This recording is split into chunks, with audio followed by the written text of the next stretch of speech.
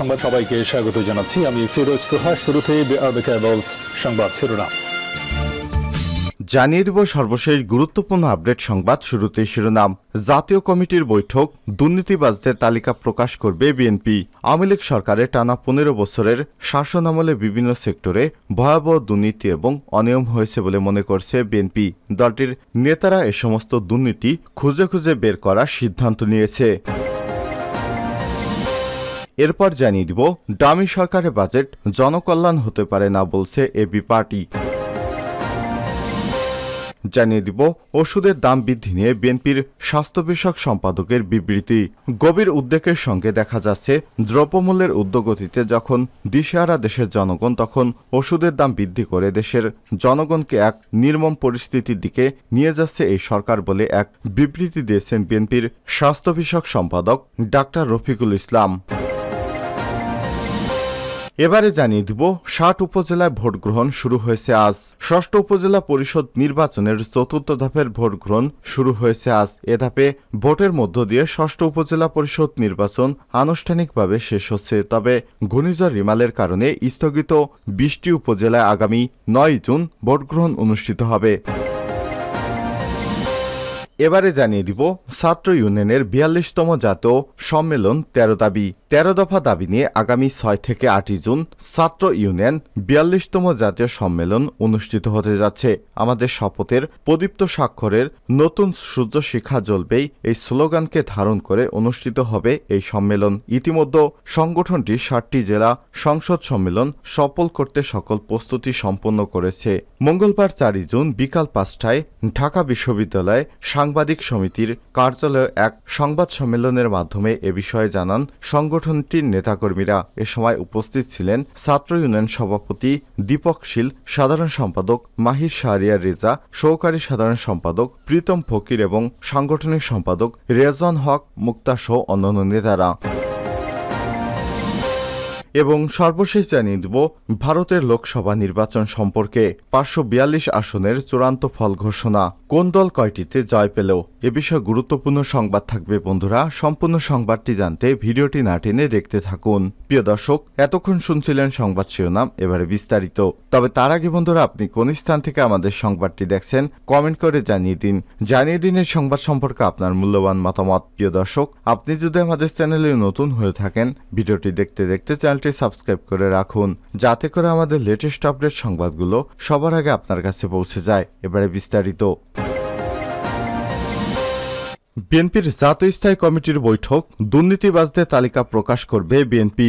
আওয়ামী লীগ সরকারের টানা 15 বছরের শাসনামলে বিভিন্ন সেক্টরে ভয়াবহ দুর্নীতি এবং অনিয়ম হয়েছে বলে মনে করছে বিএনপি।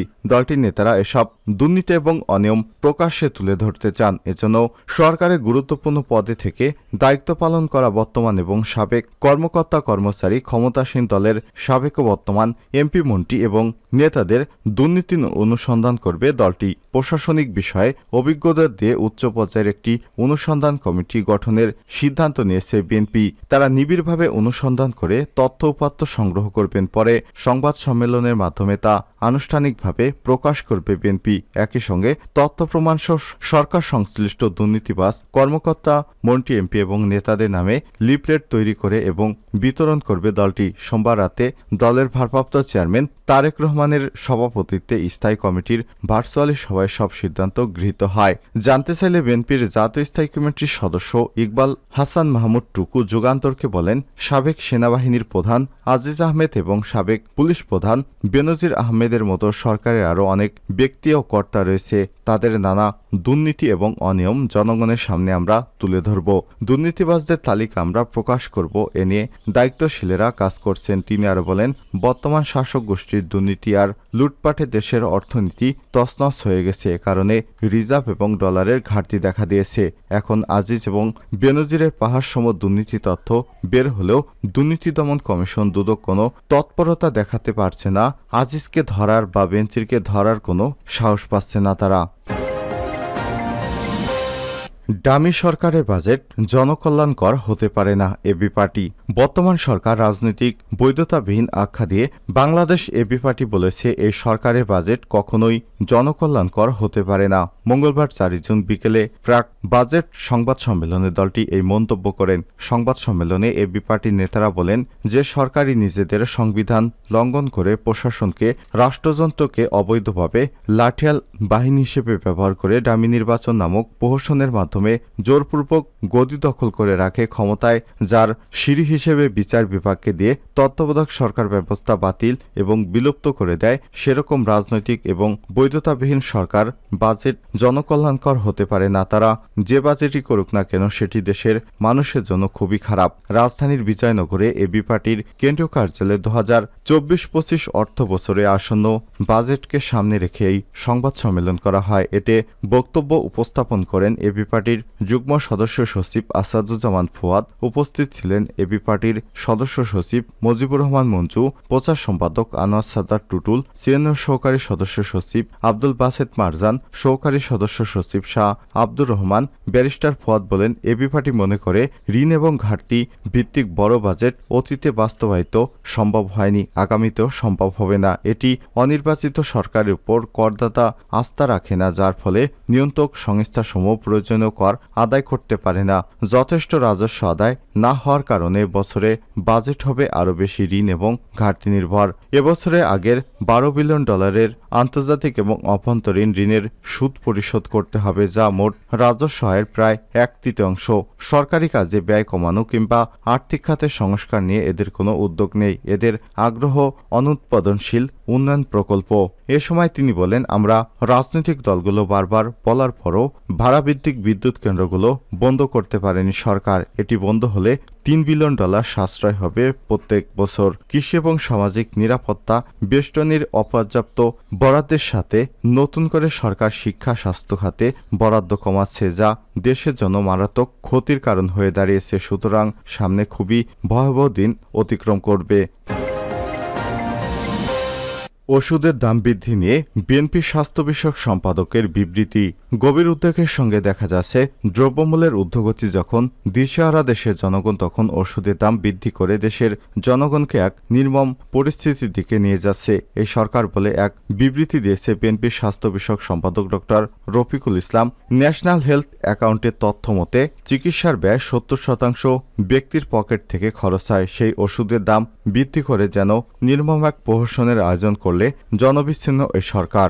2022 সালে কোনো ধরনের পূর্ব ঘোষণা ছাড়া শুধু ওষুধ কোম্পানিগুলোর সুপারিশে 20টি জেনেরিকের 53টি ওষুধের দাম বৃদ্ধি করে ওষুধ প্রশাসন, যা ছিল দেশে নজিরবিহীন। সে সময় প্যারাসিটামল, হৃদরোগ এবং ব্যথানাশক ও গ্যাস্ট্রিকের ওষুধের দাম 50 থেকে 134% পর্যন্ত বৃদ্ধি পায়। এরপর 2023 সালে আরেক দফায় 234টি জীবন রক্ষাকারী ওষুধের দাম 10 থেকে 50% বাড়ানো হয়েছিল। ওষুধের দাম বৃদ্ধির এই রেশ কাটতে না কাটতেই দৈনিক একটি পত্রিকার সূত্র থেকে জানা যায়, অতি সম্প্রতি পুনরায় কয়েক মাসের ব্যবধানে 2 শতাধিক ওষুধের দাম বৃদ্ধি পেয়েছে কমপক্ষে 20%। ডলারের মূল্যবৃদ্ধির অজুহাতে এই দাম বাড়িয়েছে বলে সংশ্লিষ্ট কর্তৃপক্ষের দাবি। ভঙ্গুর অর্থনীতি এবং লুটপাটের রাজনীতি বলে দিচ্ছে সাধারণ জনগণের পকেট কাটা শুরু হয়েছে। ওষুধ প্রশাসন এসব ক্ষেত্রে নীরব। 60 উপজেলায় ভোট গ্রহণ আজ। 6ষ্ঠ উপজেলা পরিষদ নির্বাচনের 4র্থ ধাপের ভোট গ্রহণ শুরু হয়েছে আজ সকাল 8টা থেকে, চলবে বিকাল 4টা পর্যন্ত। দেশের 60টি উপজেলায় ভোট গ্রহণ অনুষ্ঠিত হবে। এই উপজেলা বিভিন্ন ভোট কেন্দ্রের মধ্যেই পাঠানো হয়েছে নির্বাচনী সরঞ্জাম। পাশাপাশি সংশ্লিষ্ট এলাকায় মোতায়েন করা হয়েছে 175 প্লাটুন বিজিবি সদস্য। মঙ্গলবার 4 জুন এক বিজ্ঞপ্তিতে এসব তথ্য জানায় বিজিবির জনসংযোগ কর্মকর্তা শরীফুল ইসলাম। বিজ্ঞপ্তিতে বলা হয়, বুধবার 5 জুন অনুষ্ঠিত উপজেলা পরিষদ নির্বাচনের 4র্থ ধাপে স্থানীয় বেসামরিক প্রশাসনকে সহায়তা করার জন্য ইন-এইড টু সিভিল পাওয়ারের আওতায় 3 জুন থেকে আগামী 7 জুন পর্যন্ত নির্বাচনী এলাকায় শান্তিশৃঙ্খলা রক্ষার্থে মোবাইল এবং স্ট্রাইকিং ফোর্স হিসেবে কাজ করবে বিজিবি। ইসির তথ্য অনুযায়ী বুধবার দেশের 27 জেলার 60টি উপজেলায় সকাল 8টা থেকে বিকাল 4টা পর্যন্ত ভোট গ্রহণ চলবে। এসব উপজেলায় চেয়ারম্যান পদে 251 জন, ভাইস চেয়ারম্যান পদে পদে 265 জন, মহিলা ভাইস চেয়ারম্যান পদে 205 জন প্রার্থী রয়েছেন। এ ধাপে 5,144টি ভোট কেন্দ্রে 1,43,57,820 জন ভোটার ভোট দেবেন। ভোটাররা সংশ্লিষ্ট উপজেলাগুলোতে সাধারণ ছুটি ঘোষণা করেছে জনপ্রশাসন মন্ত্রণালয়।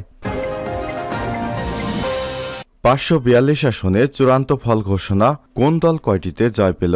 ভারতের 18তম লোকসভা নির্বাচনে মঙ্গলবার 4 জুন দিবাগত রাত 2:45 পর্যন্ত মোট 542টি আসনে চূড়ান্ত ফল ঘোষণা করেছে দেশটির নির্বাচন কমিশন। এতে ক্ষমতাসীন দল বিজেপি জয় পেয়েছে 240টি আসনে আর কংগ্রেস জিতেছে 99টি আসনে।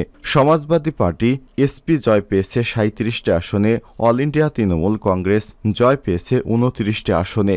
22টি আসনে জয় পেয়েছে দ্রাভিড়া মুন্নেত্র কাজাগাম। জনতা দল পেয়েছে 12টি আসন। তেলুগু দেশম পেয়েছে 15টি আসন। শিবসেনা 8টি আসন এবং শিবসেনা SHS 60টি আসন পেয়েছে। লোক জনশক্তি পার্টি পেয়েছে 5টি আসন। কমিউনিস্ট পার্টি অব ইন্ডিয়া পেয়েছে 4টি আসন। ন্যাশনালিস্ট কংগ্রেস পার্টি পেয়েছে 6টি আসন।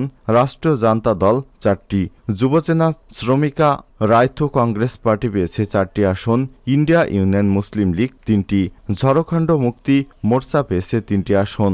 রাষ্ট্রীয় লোকদল, জম্মু এবং কাশ্মীর ন্যাশনাল কনফারেন্স, জনতা দল এবং জনতা দল সেকুলার জয় পেয়েছে 2টি করে আসনে। এছাড়াও nationalist congress party, voice of the peoples party, Zoram peoples movement, Hindustani Awam Morcha, revolutionary socialist party, Shiromani Akali Dal, Rashtriya Loktantrik party, Azad সমাজ পার্টি, ভারত অধিবাসী পার্টি এবং সিকিম ক্রান্তি মোর্চা জয় পেয়েছে 1টি করে আসনে। প্রাপ্ত ফলাফল এটা নিশ্চিত যে বিজেপি এবার এককভাবে ক্ষমতায় আসতে পারবে না। লোকসভার মোট 543 আসনের মধ্যে সরকার গঠন করতে হলে প্রয়োজন সর্বনিম্ন 272টি আসন। বিজেপির আসন সংখ্যা দাঁড়িয়েছে 240টি। অন্যদিকে একই হিসেবে কংগ্রেসের আসন সংখ্যা 99টি। 2019-এর লোকসভা নির্বাচনে বিজেপি এককভাবে 303টি আসনে জয়ী হয়ে নিরঙ্কুশ সংখ্যাগরিষ্ঠতা পেয়েছিল। এ কারণে তখন বিজেপির নরেন্দ্র মোদী প্রধানমন্ত্রী হতে পেরেছিল। কিন্তু এবার ভিন্ন কোনো পার্টির সঙ্গে জোট বেঁধে নরেন্দ্র মোদী কিংবা রাহুল গান্ধী ক্ষমতায় আসতে পারবেন। কিন্তু কে হবেন প্রধানমন্ত্রী এখনও নিশ্চিত করে বলা যাচ্ছে না। সেটি দলগুলোর উপর জোট গঠনের উপরই নির্ভর করছে।